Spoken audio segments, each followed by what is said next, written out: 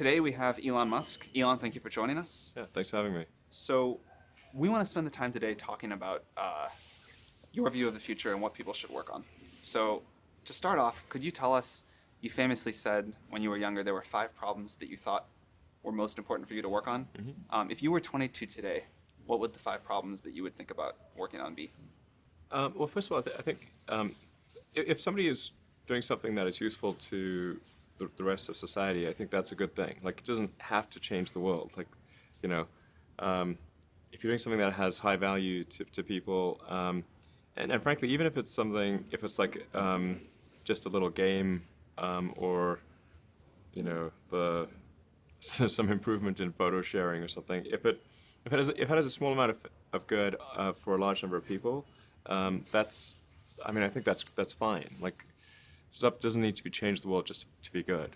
But in terms of things that I think are most likely to affect the future of humanity, I think AI is probably the single biggest item in the near term that's likely to affect humanity. So it's very important that we have the advent of AI in a good way. That is something that if you could look into the crystal ball and see the future, you would like that outcome, because it is something that could go wrong, as we've talked about many times, and so we really need to make sure it goes right. That's I think AI, working on AI and making sure it's a great future. That's the most important thing I think right now, the most pressing item. Then obviously anything to do with genetics.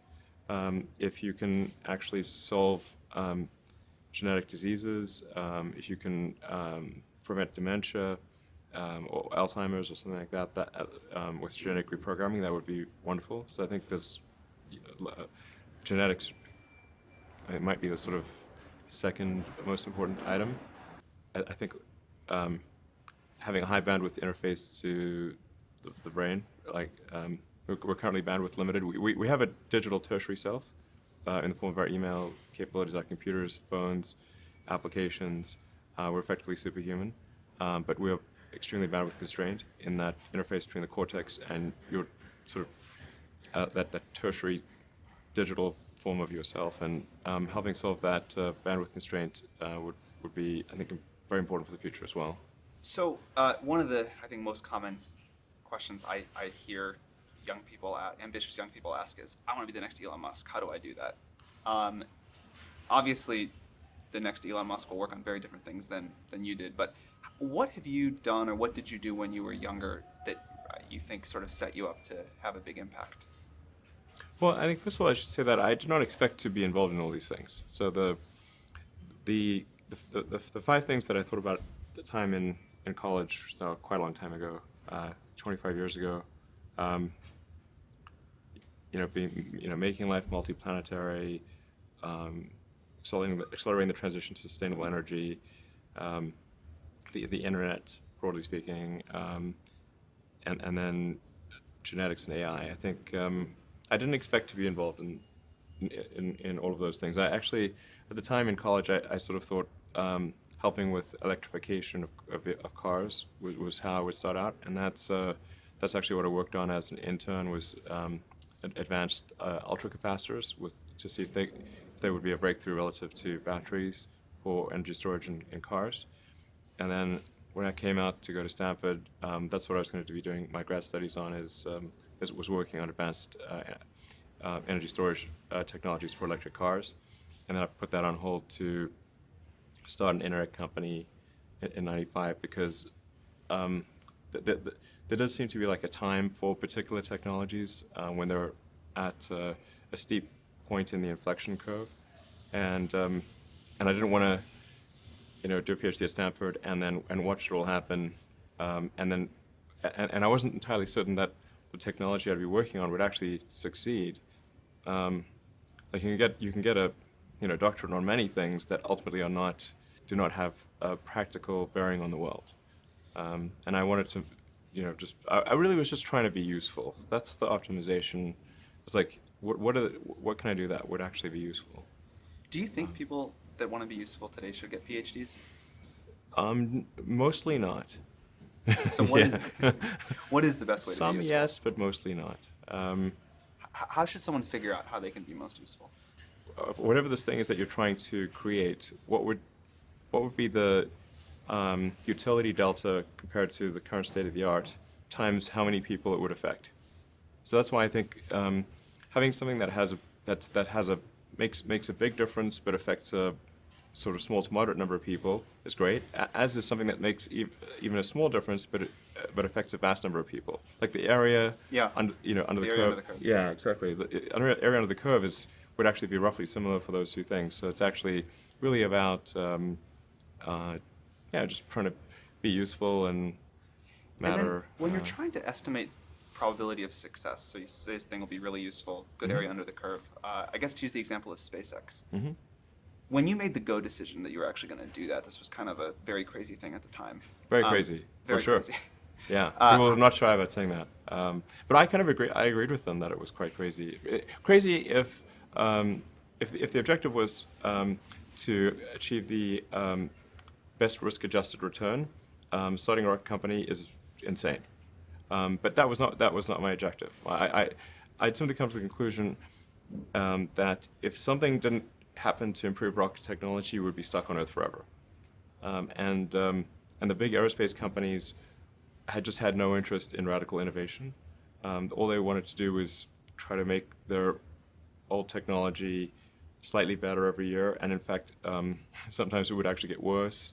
Um, and particularly in rockets, it's pretty bad. Like in '69, we were able to go to the moon with the Saturn V, and then the space shuttle could only take people to low Earth orbit, and then the space shuttle retired. I mean, that trend is basically trends to zero. It, um, it, People sometimes think technology just automatically gets better every year, but it actually doesn't. It only gets better if smart people work like crazy to make it better. That's how any technology actually gets better. And by itself, technology, if people don't work on it, actually will decline. I mean, you can look at the history of civilizations, many civilizations, and look at, say, ancient Egypt, where they were able to build these incredible pyramids, and then they basically forgot how to build pyramids. Um, and um, and then even hieroglyphics, they forgot how to read hieroglyphics. So we look at Rome and how they were able to build these incredible roadways and aqueducts and indoor plumbing, and they forgot how to do all of those things. Um, and there are many such examples in history. Um, so I think should always bear in mind that you know entropy is not on your side. Yeah.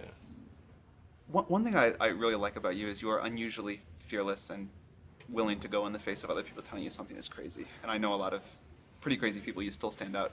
Where does that come from, or how do you think about making a decision when everyone tells you this is a crazy idea? Or where do you get the internal strength to do that? Well, first of all, I'd say I actually think I think I feel fear quite strongly. Um, so it's not as though I just have the absence of fear. I feel it quite strongly. But there are just times when something is important enough, you believe in it enough that you you do it in spite of the fear. So speaking of So important it's things, like people shouldn't think people shouldn't think, well, I feel fear about this and therefore I shouldn't do it. It's normal to feel fear. Like there'd have to be something mentally wrong if you didn't feel fear.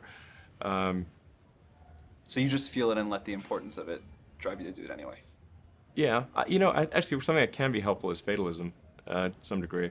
If you just accept the probabilities, then that diminishes fear. So, when starting SpaceX, I thought the odds of success were less than 10%, and I just accepted that actually probably I would just lose everything. Um, but that maybe would make some progress if we could just move the ball forward. Even if we died, maybe some other company could pick up the baton and move and keep moving it forward, so that would still do some good. Yeah, same with Tesla. I thought the odds of a car company succeeding were extremely low. What do you think the odds of the Mars colony are at this point today? Well, oddly enough, I actually think they're pretty good. Um, So like when can I go? okay. Um, at this point, I am certain there is a way. I'm certain that success is one of the possible outcomes for establishing a self-sustaining Mars colony, in fact, a growing Mars colony. I'm certain that that is possible. Whereas until maybe a few years ago, I was not sure that success was even one of the possible outcomes. Some meaningful number of people going to Mars, I think this is potentially something that can be accomplished in about 10 years, maybe sooner, maybe 9 years. I need to make sure that SpaceX doesn't die between now and then, and that I don't die, or if I do die, that someone takes over who will continue that. You shouldn't go on the first launch. Yeah, exactly. Well, Actually, the first launch will be robotic anyway, so. I want to go except for that internet latency. Yeah, the internet latency would be pretty significant. Mars is roughly 12 light minutes from the sun, and Earth is 8 light minutes, so at closest approach, Mars is 4 light minutes away. At furthest approach is 20. A little more because you can't sort of talk directly through the sun. Speaking of really important problems, AI. So you have been outspoken about AI. Could you talk about what you think the positive future for AI looks like and how we get there? Okay, I mean, I do want to emphasize that this is not really something that I advocate, or this is not prescriptive. This is simply hopefully predictive. Because people sometimes say, oh, well, like this is something that I want to occur instead of this is something I think that probably is the best of the available alternatives.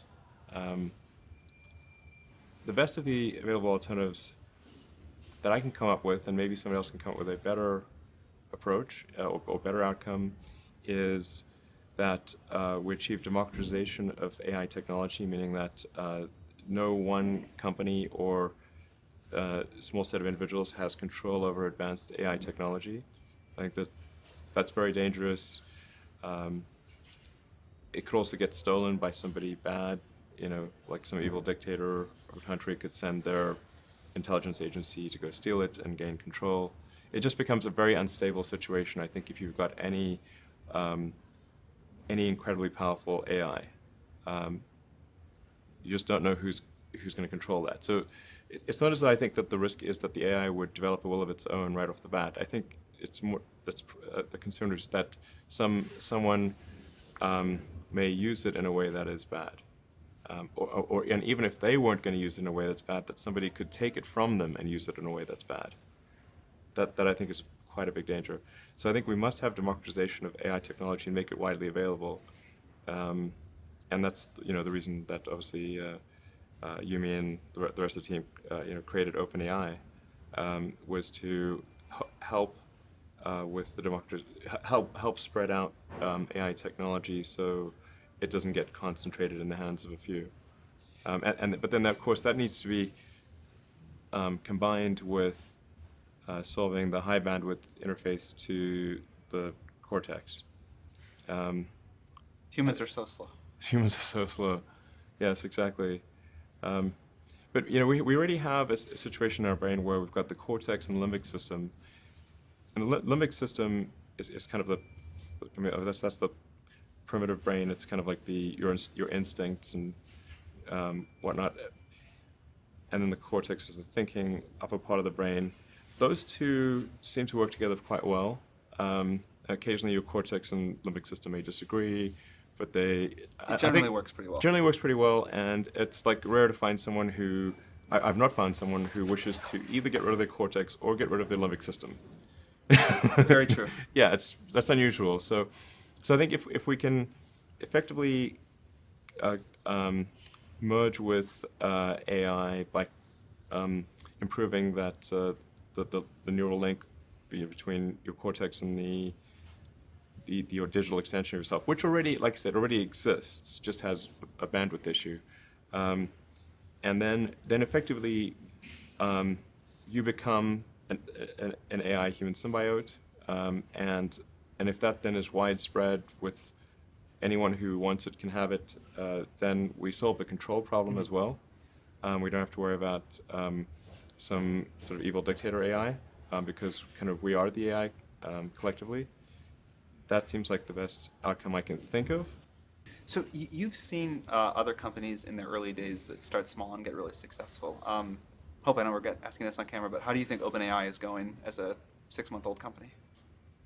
It seems to be going pretty well. I think we've got a really talented group at OpenAI, It and seems like it. yeah, really talented team, and they're working hard. Um, OpenAI is structured as say a 501(c)(3) nonprofit, but many nonprofits do not have a sense of urgency. It's fine; they don't have to have a sense of urgency, um, but OpenAI does, because I think people really believe in the mission. I think it's important, and it's about minimizing um, the risk of existential harm in the future. And so I think it's going well. I'm pretty impressed with what people are doing and the talent level. And obviously, we're always looking for great people to join who We're up believe to in the like mission. close to 40 people now. Yeah. It's going well. All right, just a few more questions before we wrap up. How do you spend your days now? Like, what do you hmm allocate most of your time to? My time is mostly split. Well, it's split between SpaceX and Tesla, and of course, I try to spend it's a part of every week at OpenAI. So I spend basically half a day at OpenAI most weeks, and then I have some OpenAI stuff that happens during the week. But other than that, it's And really what do you do SpaceX when and you're at Tesla. SpaceX or Tesla? Like, what does your time look like there? Yeah, so that's a good question. I think a lot of people think I must spend a lot of time with media or on businessy things, but actually almost all my time, like 80% of it is spent on engineering and design. Engineering and design. So it's developing next generation product. At, that's 80% of it. Um, You probably don't remember this. A very long time ago, many, many years, you took me on a tour of SpaceX. And the most impressive thing was that you knew every detail of the rocket and every piece of engineering that went into it. And I don't think many people get that about you. yeah, I think a lot of people think I'm kind of a business person or something, which is fine. Like business is fine, but but really it's like at SpaceX. Gwen Shotwell is chief operating officer. She kind of manages uh, legal, finance, sales, and kind of general business activity. And then my time is almost entirely with the engineering team, working on improving our, the Falcon 9 and the Dragon spacecraft, and developing the Mars colonial architecture. And then at Tesla, it's working on the Model 3 and some in the design studio, typically half a day a week, um, dealing with aesthetics and look and feel things, and then most of the rest of the week is just going through engineering of the car itself, as well as engineering of the factory. Because the biggest epiphany I've had this year is that what really matters is the machine that builds the machine, the factory, and that is at least 2 orders of magnitude harder than the vehicle itself. It's amazing to watch the robots go here and these cars just happen. Yeah. Now, this actually has a relatively low level of automation compared to what the Gigafactory will have and what Model 3 will have. What's the speed on the line of these cars? Actually, the average speed of the line is incredibly slow. It's probably about, including both X and S, it's maybe 5 centimeters per second. And what can you get to? This is very slow. Or what would you like to get to? I'm confident we can get to at least 1 meter per second, so a 20-fold increase. That would be very fast. Yeah, Um, at least. I mean, I think 1 meter per second, just to put that in perspective, is a slow walk, or like a medium speed walk. A fast walk could be 1.5 meters per second, and then the fastest humans can run over 10 meters per second. So if we're only doing 0.05 meters per second, that's very slow current speed. And at 1 meter per second, you can still walk faster than the production line.